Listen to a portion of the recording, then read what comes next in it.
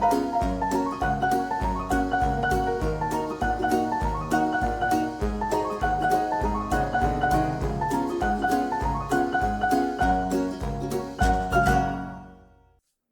than 1,000 years ago, the great giants walked upon the land.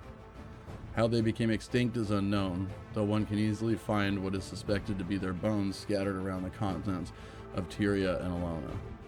From the Tarnished Coast to the northernmost portions of the Char homelands and far Silver Peaks, to as far south as Korna, and most commonplace of these gigantic bones being the Crystal Desert.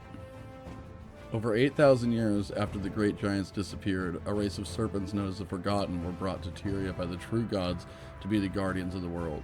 For centuries, they did their job with order. Though they couldn't keep peace with races such as the Char, they maintained balance in the world and the races flourished until the humans arrived.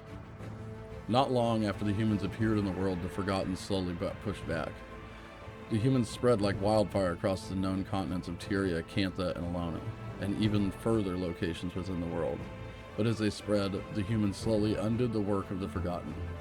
No longer having a purpose, the serpents left the world of men for the then Crystal Sea. Over time, they gained a new purpose, serving once more as caretakers, not of the world, but of the prophetic dragon glint. In Cantha, the humans appeared from the south hundreds of years before they arrived in Tyria and Alona. They settled on the coast by the Jade Sea and within the Ekavald Forest. As humanity expanded in Cantha, the humans and the Forgotten thrived without conflict, unlike in the north. During the year 510 BE, a warlord known then as King waged a war with intentions to unite the clans, and did so, though his reasons are still unknown. Upon uniting the clans, he renamed himself Kyneg Ta and led a campaign to control the Kurziks and the Luxons. However, the second emperor was not as successful as the first, and only managed to force the two factions to unite. Eventually, he turned them into vassals through an even more brutal method than used before, or yet by any emperor. The early human era. Despite the Forgotten leaving the world of Tyria, the gods did not falter in the development of the world. One of the gods, Abaddon, introduced the most influential creation in all of Tyria, magic.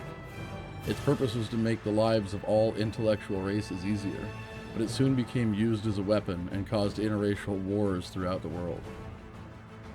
By the year 1 BE, when magic was given, humans occupied lands throughout the world and most of the continents of Tyria. Unlike modern times with individual countries, all the humans of Tyria were ruled by the original noble ruler of all lands, King Doric. It was he who traveled from Ascalon and Ara and pleaded from Dwayna, Balthazar, and Melandru with the hopes of having the gifts turned curse removed and the bloodshed stopped. The god agreed and created the bloodstones, which were separated into 5 pieces. 4 of the stones were linked to the 4 schools of magic: preservation, aggression, destruction, and denial. The 5th becoming the keystone required to connect them, ultimately sealed using King Doric's own blood. The bloodstones prevent any one individual from harnessing all 4 schools of magic. Finally, the 5 stones were placed in the volcano known as Abaddon's Mouth, the largest volcano on the Ring of Fire island chain. However, the creation of the bloodstones did not go unhindered, for Abaddon, the god who gave out magic too freely, disagreed with limiting the gift and as such rebelled against the other gods. His rebellion cost him greatly though, as while he was able to defeat 2 gods at once, he was no match for all 5 gods.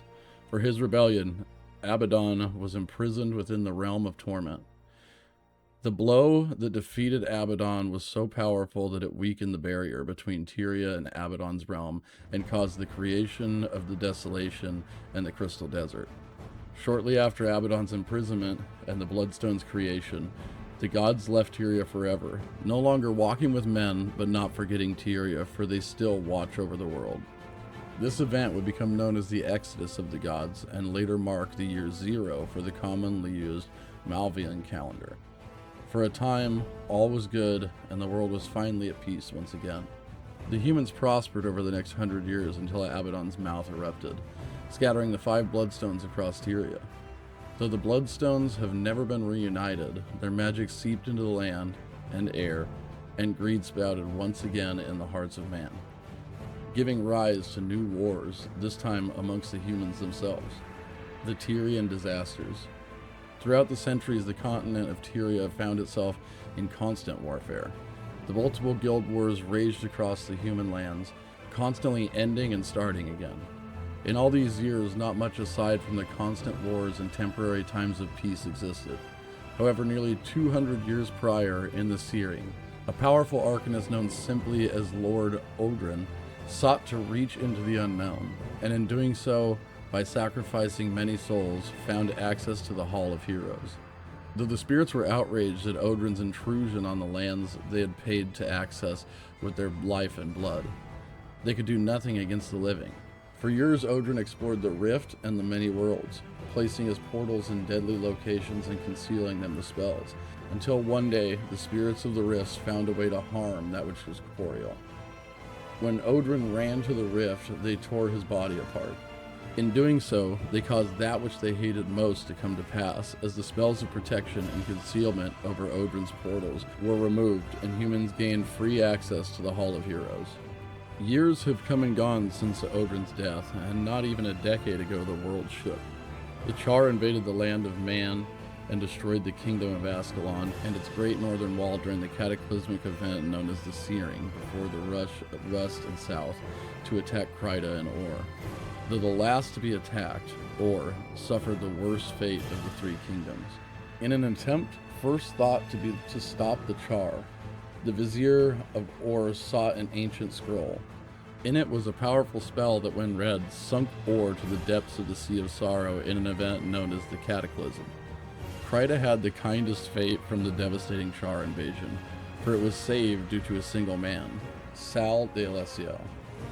Though an outcast and exile of Kryta, Sal returned with a force to defeat the Char, the Unseen Ones. Though he believed he was bringing salvation, at the moment of his own disappearance at the hands of the very saviors he had sought, he realized that he had doomed Kryta to a life worse than that which the Char had planned: blind devotion to slavers. The humans are not the only creatures that have issues in Tyria. The Deldrimor dwarves too have their issues, for their king cousin Dagnar, leader of the xenophobic Stone Summit, wishes to overthrow Jaelus and desires to rule all of Tyria. This has caused a civil war several years in the making between the dwarves, one that the Deldrimor dwarves would rather not go through with, but will if they must. The Karomi and Centaurs are also facing their own problems, with threats of being driven out of their homelands. The Empire's problem. Over 200 years ago, Emperor Angzian began negotiations with the warring factions in the south, the Kurziks and the Luxons, with the help of his personal bodyguard Shiro Tagachi. Through the Emperor and Shiro's actions, the warring factions came to peace and even entered further into the Empire of the Dragon than they ever had. However, in 872 AE, during the harvest ceremony, Shiro betrayed the Emperor and slew Angzian along with his retinues as they prayed to Dwayna. Before Shiro could enact any of his plan, the champions of the Kurzik and the Luxon, Saint Victor and Archimoris, along with the Canthan assassin Vizu, killed Shiro. In dying, Shiro let out a deadly wail that petrified the Ekefald forest and solidified the Jade Sea. Even today, the land of Cantha suffers from the wail now known as the Jade Wind. In the years following Shiro's death, the Canthan avian creatures known as Tengu left their peaceful life and turned to pillaging and raiding the new settlements of Xingje Island, claiming that their land was being trespassed upon. The Sensili and Engshu clans started more and more fierce skirmishes until a group of Sensili slaughtered and burned down a village. War would have broke out if not for Emperor Henjei and the Engshu Tengu. And even though war was averted for a long time, the Sensili, who felt betrayed by the Engshu for being excluded in peace treaties at the time, continued raids from their mountain homes. These raids continue to this day and at times have broken out into small wars that even include the Engshu. These wars are now known as the Tengu Wars, which ended not long ago in the year 1071 AE. It wasn't until Togo was able to negotiate peace with the Engshu once more that the last of the Tengu Wars ended. During this same period of time, formal trade between Kanthan Empire and the Kingdom of Tyria was suspended. The great-grandfather of Emperor Kisu dissolved the existing trade agreement with Ascalon, Kryta, and Or in 902 AE. Trade was informally re-established in 1022 AE and was formally re-established by the ratification of the Second Treaty of Lionsart in 1071 AE. Kantha saw only a year of partial peace before the next major threat hit the Empire of the Dragon. Shortly after the end of the last of the Tengu Wars, a plague that turned beings into sickened, pulsating creatures known as Afflicted spread from Xingzhe Island to Kaineg City and even reaching into the Ekavald Forest and the Jade Sea. Shortly after the appearance of the spread of the plague, the source was identified as the returned spirit of Shiro Togachi, and soon Shiroken appeared in large numbers with the Afflicted. Along with the threat of Shiro's return, the source of the corrupted wardens and the outcasts were discovered in the forms of Urgaz and Kanazai. Disease, death, and undeath. Palawa Joko invaded from the desolation in an attempt to rule all of Alona. Kantha is not the only land to be faced with a mass disease. The island of Istan was the origin of an insufferable plague from 452 AE to 456 AE. The Scarab Plague swept through Alona, left Istan abandoned, and wiped out the royal family of the primeval kings. Shortly after the end of the Scarab Plague, the bloodiest war of Alona broke out as various factions sought to gain royalty. The Pretender Wars that ravaged Alona brought about the Shattered Destiny era, the end of which spawned the union between the three provinces which survive to this day. Before the Scarab Plague and the Pretenders' War, an order formed by Queen Nadaija to protect all Alona. Once called the Sunspear Guard, the Order of the Sunspears protect Alona without linking themselves to any one province. The Order helps the people of Alona, whether through force or through support. Just as there are those who act to help others, there are those who act to help themselves. The pirating Corsairs act around and outside the law, keeping to their own code of the Corsairs, sailing the treacherous waters around Alona.